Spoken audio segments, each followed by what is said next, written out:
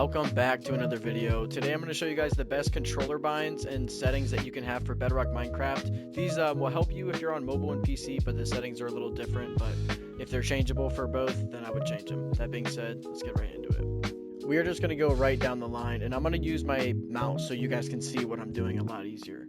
All of these don't really matter. They're kind of like a preference thing really, but if you want to have a clean setup, copy exactly what I have here, making the text look a lot smaller and easier to see through. Make sure your camera shake is off, make sure all of these are off. This will make your game just look way smoother.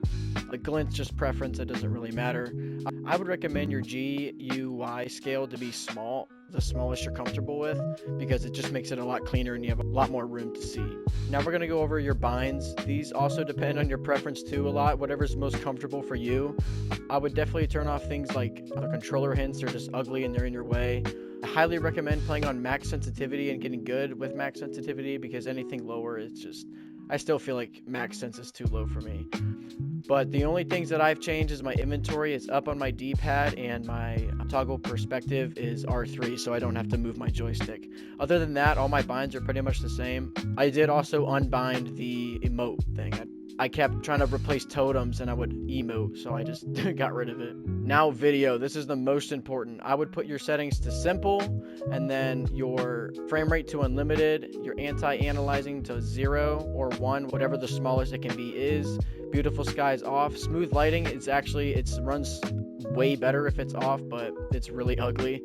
I was filming a video, so this is higher, but normally I keep this around 16 to 17 chunks. It really helps your lag if it's lower. I would turn your paper doll off, and screen animations is a huge one. I would turn this off as well.